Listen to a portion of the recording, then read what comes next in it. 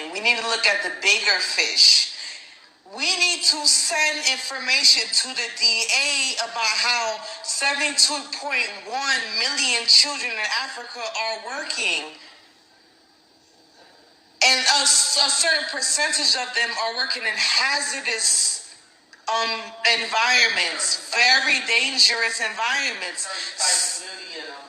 35 million of them, right? 35 million. You got it wrong. Of them are working in hazardous, conditions.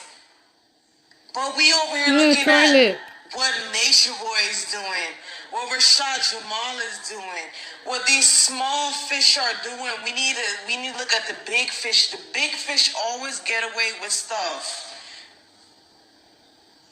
We need to send that information to the DA. Why are children dying to work? And